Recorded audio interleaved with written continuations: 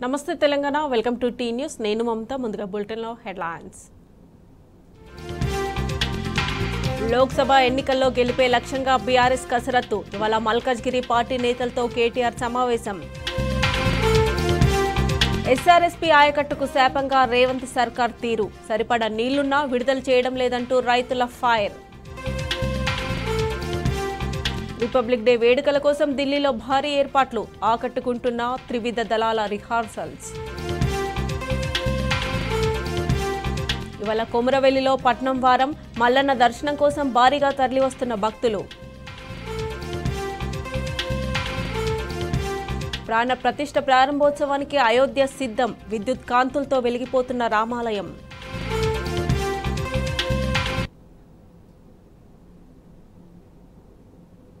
ఇక బులెటిన్ల అప్డేట్ చూస్తే హిందూ మహాసముద్రంలో తెల్లవారుజామున భారీ భూకంపం సంభవించింది సౌత్ వెస్ట్ ఇండియన్ రిడ్జ్లో 6.2 తీవ్రతతో ప్రకంపనలు మొదలయ్యాయి ఇక ఈ నేపథ్యంలో సముద్ర పక్క దీవులకు రెడ్ అలర్ట్ ప్రకటించింది నేషనల్ సెంటర్ ఫర్ సిస్మాలజీ ప్రజలంతా అప్రమత్తంగా ఉండాలని సూచించింది అయితే ప్రాణ ఆస్తి నష్టం జరిగినట్లు ఇప్పటివరకు ఎలాంటి సమాచారం లేదని పేర్కొంది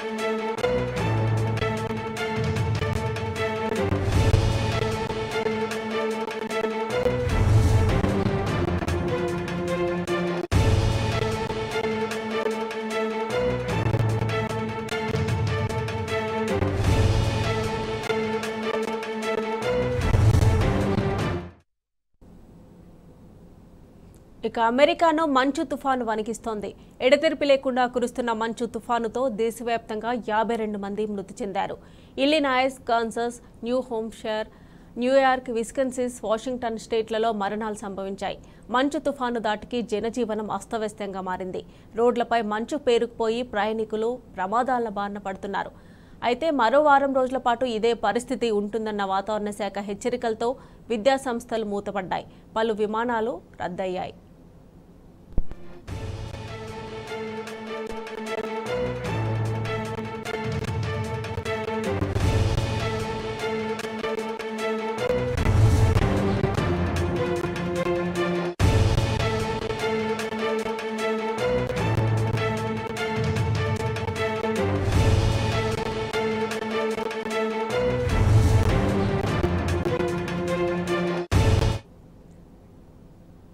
ఉత్తరాదిని చలి వణికిస్తోంది అంతకంతకు పెరుగుతున్న ఢిల్లీ పంజాబ్ హర్యానా యూపీ రాజస్థాన్ హర్యానా జార్ఖండ్లో అల్లాడుతున్నాయి చలిగాలులకు తోడు దట్టమైన పొగమంచు కమ్మేయడంతో ఉష్ణోగ్రతలు -డిగ్రీలకు పడిపోయాయి ఢిల్లీలో కనిష్ట ఉష్ణోగ్రతలు సింగిల్ డిజిట్కే పరిమితమవుతున్నాయి అయితే మరో వారం రోజుల పాటు ఇదే పరిస్థితి ఉంటుందని తెలిపింది ఐఎండీ మరోవైపు ఢిల్లీలో రవాణా వ్యవస్థపై పొగమంచు తీవ్ర ప్రభావం చూపిస్తోంది పొగమంచు దాటికి రైళ్లు విమాన సర్వీసులు రద్దయ్యాయి మరికొన్ని ఆలస్యంగా నడుస్తున్నాయి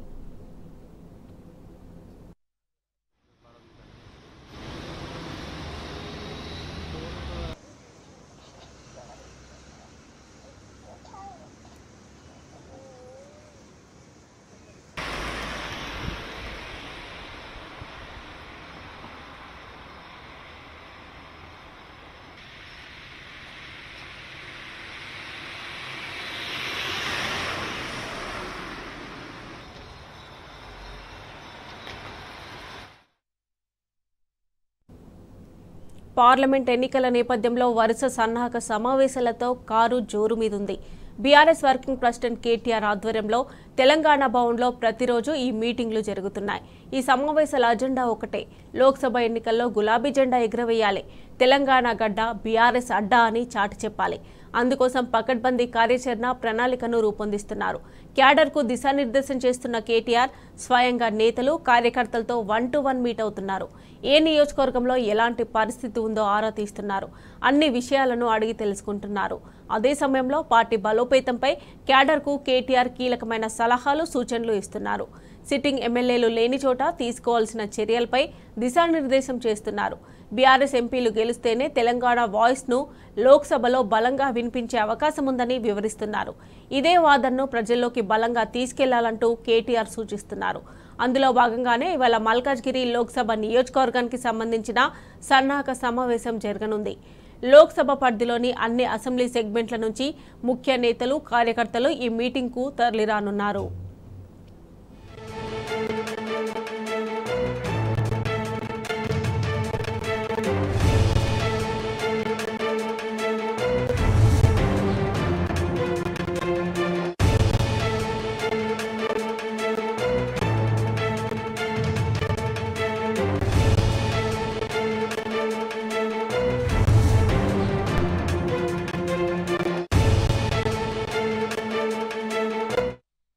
ఇచ్చిన హామీలన్నీ ఎప్పుడు అమలు చేస్తారని కాంగ్రెస్ పార్టీని ప్రశ్నించారు బీఆర్ఎస్ వర్కింగ్ ప్రెసిడెంట్ కేటీఆర్.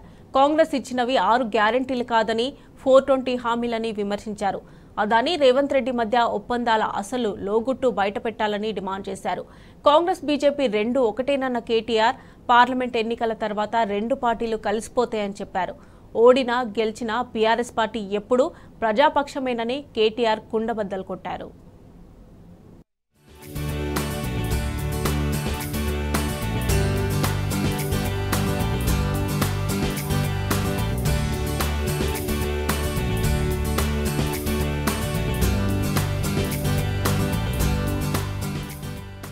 నోటికొచ్చినట్టు మాట్లాడుతున్న రేవంత్ రెడ్డికి BRS working president KTR strong counter ఇచ్చారు. 100 మీటర్ల లోపల పార్టీని బొంద పెట్టే సంగతి తర్వాత చూసుకుందాం, కానీ 100 రోజుల్లో అమలు చేస్తామన్న హామీలు ఏమయ్యాయని నిలదీశారు. ముందు హామీల అమలుపై దృష్టి పెట్టాలని చురకలంటించారు. రేవంత్ రెడ్డి లాంటి అహంకార నాయకులను బీఆర్ఎస్ తన ప్రస్థానంలో చాలా మందిని చూసిందని గుర్తు చేశారు. మఖలో పుట్టి పుబ్బలో పోయే పార్టీ అని చాలా మంది నీలిగారని, అయినా 2.5 దశాబ్దాలు నిలబడి మీలాంటి వాళ్లను గులాబీ పార్టీ మట్టి కరిపించిందని గుర్తు చేశారు. తెలంగాణ జెండాను ఎందుకు బొంద పెడతావని రేవంత్ రెడ్డిని సూటిగా ప్రశ్నించారు కేటీఆర్. తెలంగాణ తెచ్చినందుక, లేక తెలంగాణను డెవలప్ చేసినందుక, లేక కాంగ్రెస్ ను దొంగ హామీలను ప్రశ్నిస్తున్నందుక అని స్ట్రాంగ్ కౌంటర్ ఇచ్చారు.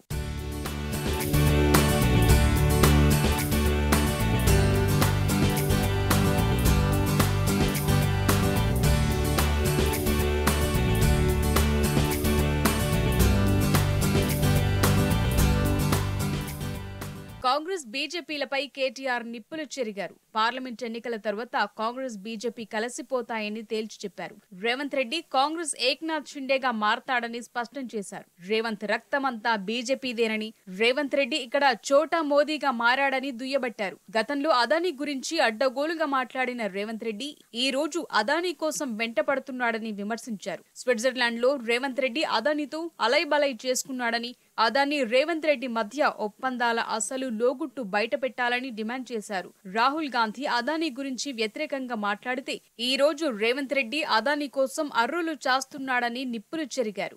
డబుల్ ఇంజన్ అంటే అదానీ ప్రధాని అన్న రేవంత్ ఇప్పుడు ట్రిపుల్ ఇంజన్ గా మారాడని కేటీఆర్ విమర్శించారు.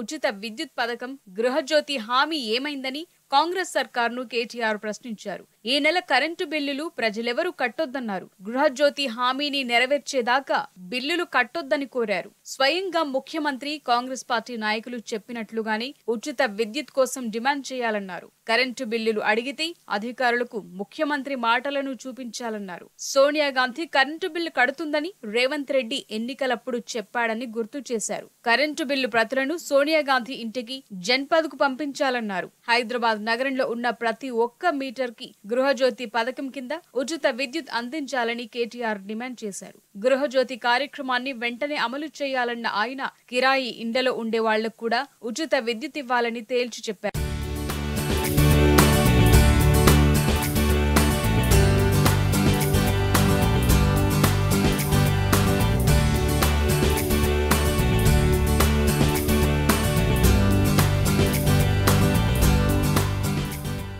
ఇచ్చిన హామీలు ఏవి నెరవేర్చకుండా కాంగ్రెస్ పార్టీ తప్పించుకునే ప్రయత్నం చేస్తోందని కేటీఆర్ విమర్శించారు. కాంగ్రెస్ ఇచ్చింది 6 గ్యారంటీలు కాదని 420 హామీలని ప్రజలు గుర్తుంచుకోవాలన్నారు. కేవలం 50 రోజుల కాంగ్రెస్ పాలనలో ఆటో డ్రైవర్ల నుంచి మొదలుకొని అనేక మంది ఆత్మహత్యలు చేసుకునే పరిస్థితి వచ్చిందన్నారు. రైతన్నలకు రైతు బంధు అందటం లేదని మండిపడ్డారు. మహిళలకు ఇస్తామన్న 2500 రావటం లేదని దుయ్యబట్టారు. వివిధ డిక్లరేషన్ల పేరుతో ఇచ్చిన ప్రతి ఒక్క హామీని కాంగ్రెస్ అమలు చేసేదాకా వెంటాడుతామని కేటీఆర్ తేల్చి చెప్పారు. ఇచ్చిన హామీలను తప్పించుకోవటానికి చూస్తే కాంగ్రెస్ ను వదిలిపెట్టే ప్రసక్తే లేదన్నారు కేటీఆర్.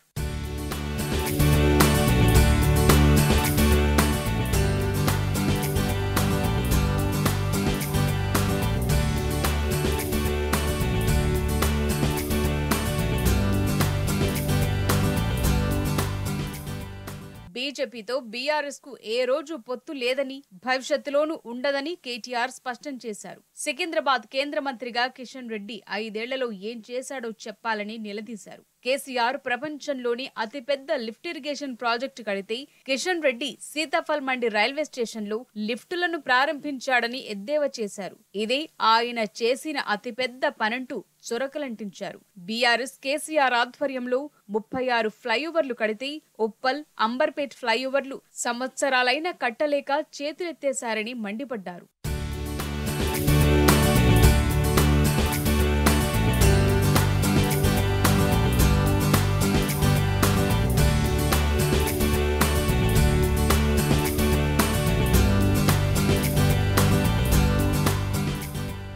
శాసనసభ ఎన్నికల్లో గెలుపు కోసం కష్టపడిన ప్రతి కార్యకర్తకు, నాయకుడికి పార్టీ తరపున కేటీఆర్ హృదయపూర్వక ధన్యవాదాలు తెలిపారు. హైదరాబాద్ నగరంలో గులాబీ జెండాకు ఎదురు లేదన్న బలమైన సందేశం ఇచ్చిన పార్టీ కార్యకర్తలకు కృతజ్ఞతలు చెప్పారు. కేసీఆర్ నాయకత్వానికి అపూర్వమైన మద్దతిచ్చిన హైదరాబాద్ నగర ప్రజలకు ధన్యవాదాలు తెలిపారు. రాష్ట్రంలో బీజేపీని అడ్డుకున్నది ముమ్మాటికి బీఆర్ఎస్ఏనని ఆయన స్పష్టం చేశారు. బీఆర్ఎస్ వల్లే బీజేపీ సీనియర్ నాయకులు హైదరాబాద్ లోని పలు నియోజకవర్గాల్లో పోటీకి వెనుకంజ వేశారని తేల్చి చెప్పారు. అసెంబ్లీ ఎన్నికల ఫలితాలు కేవలం ఒక స్పీడ్ బ్రేకర్ మాత్రమే అని గుర్తుంచుకోవాలన్నారు. ఓడినా గెలిచినా బీఆర్ఎస్ పార్టీ ఎప్పుడూ ప్రజాపక్షమేనని కేటీఆర్ కుండబద్దలు కొట్టారు.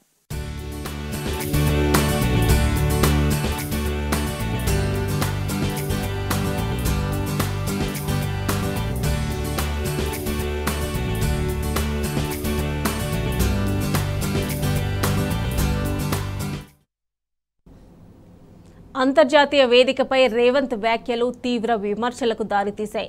బీఆర్ఎస్ అధినేత కేసీఆర్ పై నోటికొచ్చినట్లు మాట్లాడిన రేవంత్ తీరుపై తెలంగాణ వాదులు తీవ్రంగా మండిపడుతున్నారు. సీఎం రేవంత్ విదేశాలకు వెళ్లింది పెట్టుబడులకా లేక రాజకీయాలకా అని ప్రశ్నిస్తున్నారు. అంతర్జాతీయ వేదికలపై అవాకులు పేలుతూ పారిశ్రామిక దిగ్గజాల ముందు రేవంత్ రెడ్డి రాష్ట్రం పరువు తీశారంటూ తీవ్ర ఆగ్రహాన్ని వ్యక్తం చేస్తున్నారు.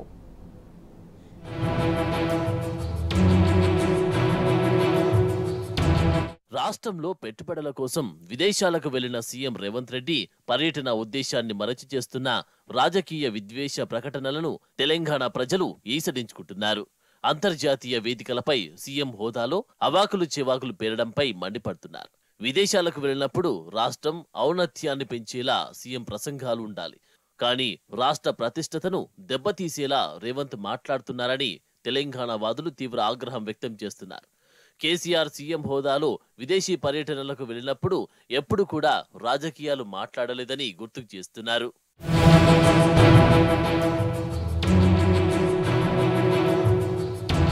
బ్రిటన్ పర్యటనలో ఉన్న రేవంత్ రెడ్డి హలో లండన్ కార్యక్రమంలో పాల్గొన్నారు. పెట్టుబడుల ఆకర్షణ కోసం విదేశీ పర్యటన అని చెప్పుకున్న రేవంత్ రెడ్డి దాన్ని కూడా రాజకీయం చేశారు. విదేశాల్లో సైతం అవే రాజకీయ విమర్శలతో తన నైజాన్ని చాటుకున్నారు. బీఆర్ఎస్ అధినేత కేసీఆర్ వర్కింగ్ ప్రెసిడెంట్ కేటీఆర్ పై అనుచిత వ్యాఖ్యలు చేస్తూ నోటికొచ్చినట్లు మాట్లాడారు. ఇప్పుడు ఈ వ్యాఖ్యలను తెలంగాణ ప్రజలు తీవ్రంగా తప్పుపడుతున్నారు.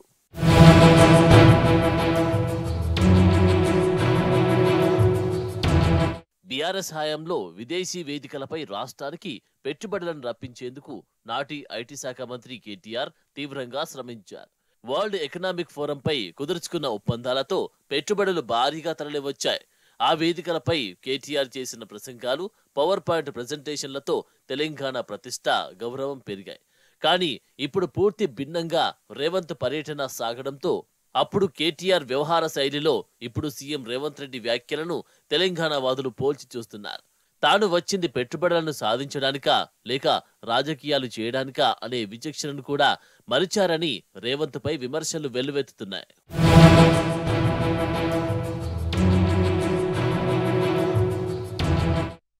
ఇక సాగునీరు అందుతుందో లేదోనని ఎస్ఆర్ఎస్పీ స్టేజ్ 2 కిందున్న 2 రైతన్నలు ఆందోళన చెందుతున్నారు.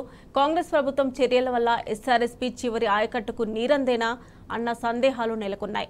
గత ప్రభుత్వాన్ని బద్నాం చేయడానికే కంకణం కట్టుకున్న రేవంత్ సర్కార్ నీళ్లిచ్చే అవకాశం ఉన్నా ఆ దిశగా దృష్టి పెట్టడం లేదన్న విమర్శలు వెల్లువెత్తుతున్నాయి. కాంగ్రెస్ సర్కార్ తీరు ఎస్ఆర్ఎస్పీ స్టేజ్ 2 కింద ఉన్న రైతులను తీవ్ర ఆందోళనకు గురి చేస్తున్నది. ప్రస్తుత ప్రభుత్వ చర్యల వల్ల ఈ ఆయకట్టుకు పూర్తి స్థాయిలో సాగునీరు అందలేని ప్రమాదం ఏర్పడింది. కాళేశ్వరం ప్రాజెక్టు పేరిట గత సర్కారును బదనాం చేయడంపై పెట్టిన దృష్టి పంటలు ఎండిపోకుండా తీసుకోవాల్సిన చర్యలను చేపట్టడంలో చూపడం లేదు. బరాజులు రిపేర్లో ఉన్న నీటిని ఎత్తిపోసుకునే అవకాశం ఉన్నదని అధికారులు చెబుతూ ఉన్నా ఆ దిశగా ప్రభుత్వం చర్యలు చేపట్టడం లేదు. వెరసి ప్రాణహిత నుంచి వచ్చే జలాలు దిగువకు వృధాగా పోతున్నాయి. మరోవైపు ప్రాజెక్టులో నిల్వలు చూస్తే ప్రతిపాదించిన ఆయకట్టుకు నీరందడం కష్టంగా మారే పరిస్థితులు కనిపిస్తున్నాయి.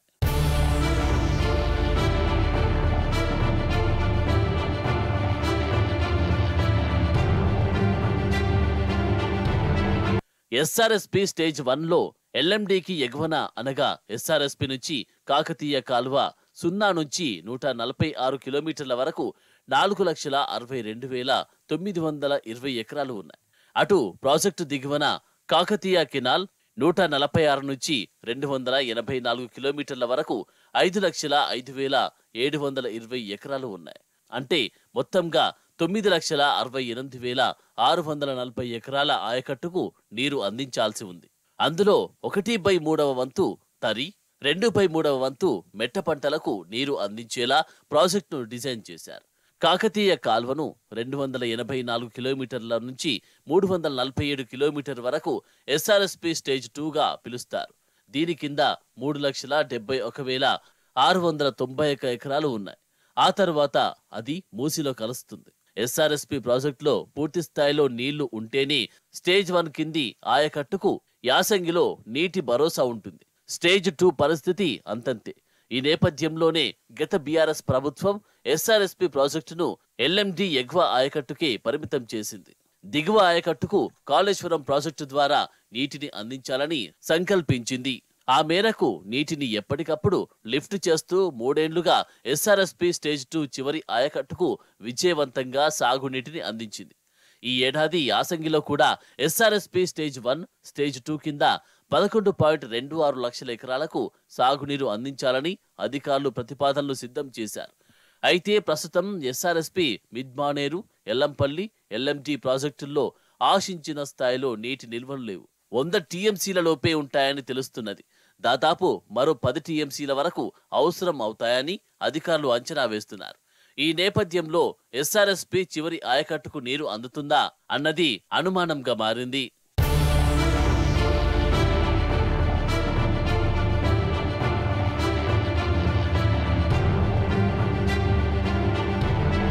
ఎస్ఆర్ఎస్పి ఎల్లంపల్లి మొదలు దిగువన ఉన్న పార్వతి, సరస్వతి బరాజ్ల వరకు ఎగువ నుంచి చుక్క నీరు రావడం లేదు.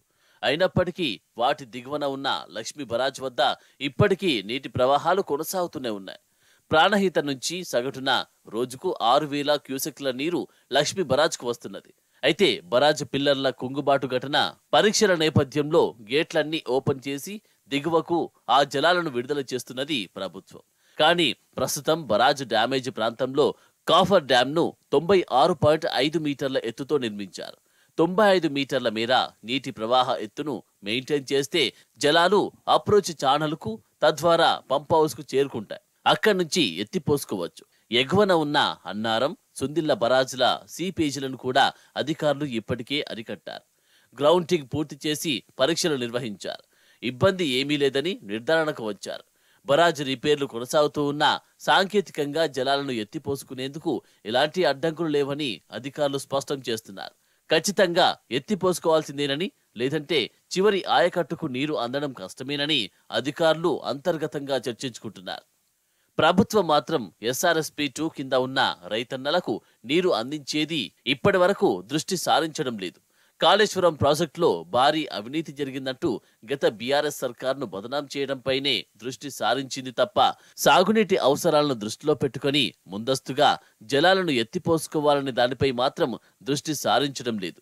రాజకీయ ప్రయోజనాల కోసం వెంపర్లాడుతూ రైతు ప్రయోజనాలను కాంగ్రెస్ ప్రభుత్వం విస్మరిస్తుందని విమర్శలు వినిపిస్తున్నాయి. జలాలను ఎత్తిపోయడం ద్వారా SRSP ఆయకట్టుకే కాదు, ప్రాజెక్టుకు అనుసంధానించిన ఇతర ప్రాజెక్టులు, చెరువులను కూడా నింపవచ్చని ఆలోచించడం లేదు. తద్వారా వాటి కింద ఆయకట్టుకు కూడా పూర్తి భరోసా కల్పించవచ్చని ఆలోచన చేయడం లేదు.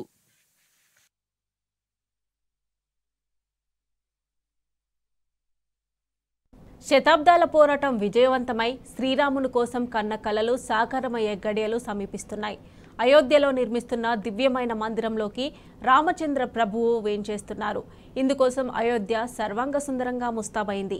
అయోధ్యతో పాటు దేశమంతా రామనామస్మరణతో మారుమోగిపోయింది. మరికొన్ని గంటల్లో బాలరాముడు భక్తజనానికి దర్శనమివ్వనున్నాడు. రేపు రామ్లల్లా విగ్రహ ప్రతిష్టాపనోత్సవం కన్నుల పండుగగా జరగనుంది. ప్రధాని మోదీ, పీఠాధిపతులు, మఠాధిపతులు, ప్రపంచం నలుమూలల నుంచి తరలివస్తున్న భక్తజనం సాక్షిగా ఈ వేడుక జరగనుంది.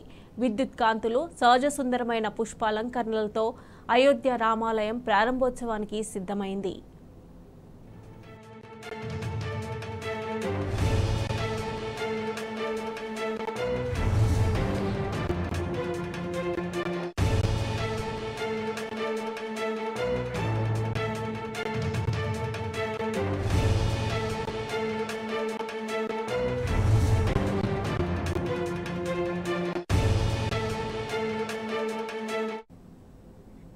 బాలరాముడి ప్రాణ ప్రతిష్టకు ముందు దేశంలోని వివిధ పుణ్యక్షేత్రాల నుంచి 81 కలశాల్లో తీసుకొచ్చిన పవిత్ర జలాలతో బాలరాముని విగ్రహాన్ని, గర్భగుడిని సంప్రోక్షణ చేశారు. ఇవాళ రాముడి విగ్రహానికి 125 కలశాలతో స్నానం చేయిస్తున్నారు శ్రీరామ తీర్థక్షేత్ర సభ్యులు. రామ్లల్లా ప్రతిష్టాపనకు గంటలే మిగిలి ఉండడంతో వేలాది మంది సాధువులు అయోధ్యకు చేరుకుంటున్నారు. వివిధ ప్రాంతాల నుంచి వచ్చిన సాధువులకు తీర్థక్షేత్రపురంలో బస ఏర్పాటు చేశారు. ఈ నేపథ్యంలో అయోధ్య నగరం రంగులమయంగా మారింది. ఎటు చూసినా విద్యుత్ దీపాల అలంకరణతో మిరుమిట్లు కొల్పుతోంది. అయోధ్య పరిసర ప్రాంతాల్లో ఎక్కడ చూసినా ఆధ్యాత్మిక వాతావరణం కనిపిస్తోంది.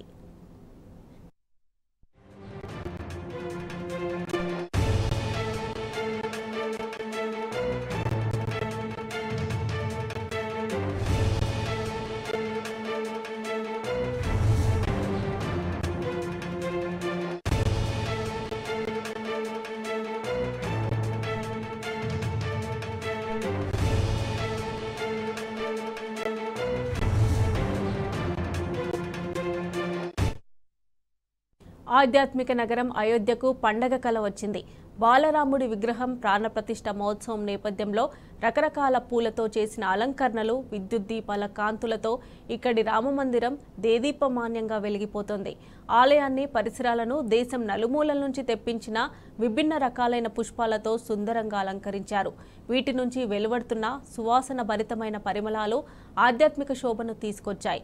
పూల అలంకరణ, విద్యుత్ దీపాల ఏర్పాటు కోసం ప్రత్యేకంగా బృందాలను ఏర్పాటు చేశామని, ట్రస్ట్ అధికారుల పర్యవేక్షణలో వారంతా పనిచేస్తున్నారని ఆలయ వర్గాలు తెలిపాయి.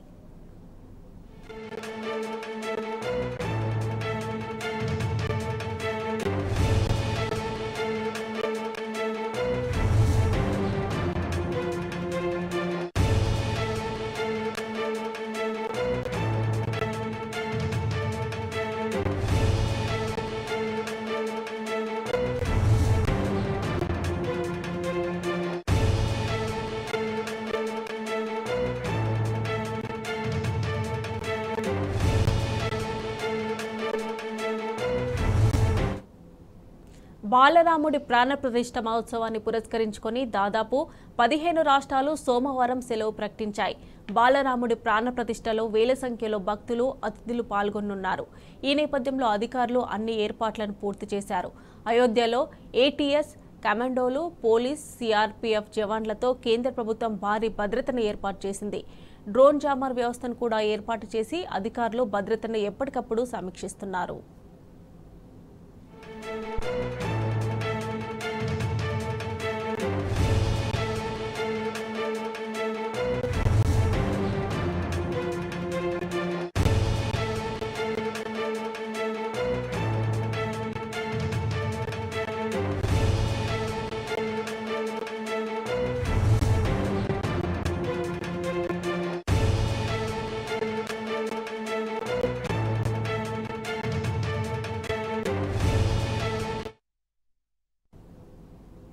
ఇక అయోధ్యలో శ్రీరాముడి విగ్రహ ప్రాణ ప్రతిష్ఠ సందర్భంగా దేశమంతా రామమయం అవుతుంది.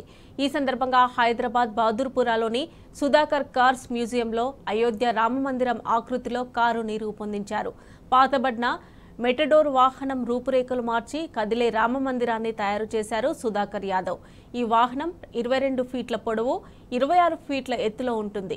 దీన్ని ఇనుము, గ్లాస్, ఫైబర్, మెటల్తో అద్భుతంగా రూపొందించామని సుధాకర్ తెలిపారు. గంటకి 60 కిలోమీటర్ల వేగంతో ఈ కార్ నడుస్తుందని తెలిపారు. దీనిపై మరింత సమాచారాన్ని మా ప్రతినిధి సురేష్ అందజేస్తారు. ప్రారంభం కానున్న నేపథ్యంలో దేశమంతా కూడా రామమయమైంది. ఇక ఎప్పుడు కూడా వినూత్నంగా ఆలోచించి కార్లు తయారు చేసే సుధా కార్స్ యజమాని సుధాకర్ యాదవ్ గారు ఈసారి వినూత్నంగా ఆలోచించి అయోధ్య రామమందిరం తరహాలో మనకి కార్ను రూపొందించారు. అసలు వాళ్ళకి ఈ ఆలోచన ఎలా వచ్చింది, ఇది చేయడానికి ఎన్ని రోజులు పట్టిందో వారిని అడిగి తెలుసుకుందాం. చెప్పండి. నేను వివిధ రకాల కార్లు చేస్తాను. ప్రపంచంలో నేను చేసిన కారు ఎవరు చేయలేదు. దానికి కూడా గిన్నిస్ వరల్డ్ రికార్డ్ ఉంది. టాలెస్ట్ ట్రైసికిల్ కూడా ఒక గిన్నిస్ వరల్డ్ రికార్డ్ ఉంది. కాకపోతే సబ్జెక్ట్ బట్టి కారు చేస్తాను. ఎలాంటంటే ఇప్పుడు బర్గర్ కార్ చేస్తాను, సోఫా సెట్ కార్ చేశాను. అలాంటి డిఫరెంట్ టైప్ ఆఫ్ ఒకేజన్కు చేశాను. కాజ్ కూడా చేశాను. ఇది లాస్ట్ కార్ చేసింది కరోనా వైరస్ షేప్ కార్. అయితే అది ఇప్పుడు రామ మందిరం నేను ఇప్పుడు కాదు 2 ఇయర్స్ నుండి ప్లాన్ చేస్తున్నాను మొత్తానికి. ఇప్పుడు ప్రస్తుతం రెడీ అయిపోయింది. ఇది నుమాయిష్ ఫేమస్ ఉందో ఇక్కడ ఆల్ ఇండియా ఇండస్ట్రియల్ ఎగ్జిబిషన్ నాంపల్లిలో పెడతాము. అందరికీ అక్కడికి వచ్చి చూడొచ్చు, దర్శనం తీసుకోవచ్చు, సెల్ఫీస్ తీసుకోవచ్చు. ఇందులో చాలా అంటే చాలా ప్లానింగ్ పోయిందండి. దీనిలో అయోధ్య నుండి నేను మినియేచర్ మోడల్ తెప్పించాను. ఆ మినియేచర్ మోడల్లో స్కేలప్ చేసాం 20 times. సూటబుల్ చేసి ఉండే మెటడో 307. కాకపోతే అంతకుముందులో వేరే చేసి కూడా ట్రై చేశాము. ఇవి R&Dలో ప్రాసెస్ ఉంటుంది, ఫెయిలియర్స్ ఉంటాయి. ఈ ప్రాజెక్ట్లో కూడా చాలా ఫెయిలియర్స్ అయింది, కానీ కష్టపడి చేశాము. ఇందులో ముఖ్యం ఏంటంటే అందరూ మోస్ట్లీ ముస్లిమ్స్ వర్క్ చేశారు. ఇది ప్రాజెక్టు హెడ్ చేసింది అహ్మద్ అలీ అని ముస్లిం అతనే. వాళ్ళ ఇంట్రెస్ట్, శ్రద్ధ అవన్నీ చూసి నేను కూడా ఆశ్చర్యపోయాను, చాలా సంతోషపడాను. వాళ్ళు చాలా కష్టపడ్డారు. ఇది బేస్ మీద మెటల్ స్ట్రక్చర్ ఉందండి. మెటల్ స్ట్రక్చర్ పైన ఇది ఫైబర్ గ్లాస్ కవర్ ఉంది. మీరు ఒక్కొక్క డీటెయిల్ వర్క్ చూడండి. దీన్ని లెంత్ 20 feet ఉంటుంది, విడ్త్ 14 feet ఉంటుంది, హైట్ 26 feet ఉంటుంది. ఇది ఎనీ అదర్ కార్ లాగా హాయిగా రోడ్ పైన 60 kilometers పరిగెత్తొచ్చండి. ఇందులో ఇన్బిల్ట్ లైటింగ్ సిస్టమ్ ఇచ్చాము, సౌండ్ సిస్టమ్ ఇచ్చాము. ఎక్కడంటే అక్కడ ఆపి లైటింగ్ కానీ భజనలు కీర్తనలు కూడా వాయించవచ్చు. ఇప్పటికీ చాలా జనం వస్తున్నారు, వాళ్ళకు చాలా ఇష్టమవుతుంది. అది మోర్ ఇంపార్టెంట్. 2 years అయిందండి ఇది ప్లానింగ్, ఓవర్ నైట్ ప్లానింగ్ అవ్వలేదు. తర్వాత ఎందుకంటే నేను అన్ని వాకీ కార్ చేస్తాను, సబ్జెక్ట్ బట్టి కార్ చేస్తాను. నా అదృష్టానికి మోడల్ అయోధ్యను దొరికింది. ఆ మోడల్ స్కేలప్ చేయడానికి కొన్ని ఇన్పుట్స్ అయోధ్య నుండి కూడా తీసుకున్నాను. అక్కడ లోకల్ ఎవరైతే మ్యానుఫ్యాక్చరర్స్ ఉన్నారో వాళ్ళతో కూడా ఇన్పుట్స్ తీసుకున్నాను. వాళ్ళు కూడా క్వైట్ హెల్ప్ఫుల్ ఉండే. ఇది ఉద్దేశం ఏంటంటే అందరూ అయోధ్యకి వెళ్ళలేరు, మేమే వాళ్ళ దగ్గరికి అయోధ్య దేవాలని ఆ ఉద్దేశం ఉంది. ఎప్పుడూ కూడా వినూత్నంగా ఆలోచించి కార్స్ రూపొందించే సుధా కార్స్ యజమాని సుధాకర్ యాదవ్ గారు ఈసారి వినూత్నంగా ఆలోచించి అయోధ్య రామ మందిరం తరహాలో కార్ను రూపొందించారు. ఇది ప్రజలను కూడా చాలా విశేషంగా ఆకట్టుకుంటుంది. ఇక మున్ముందు కూడా ఇలాగే ఆలోచించి కొత్త తరహా కార్లను రూపొందిస్తామని ఆయన మనతో చెప్తున్నారు. కెమెరామెన్ లక్ష్మణ్తో సురేష్, టీ న్యూస్, హైదరాబాద్. ఇవి bulletin updates. Keep watching T news.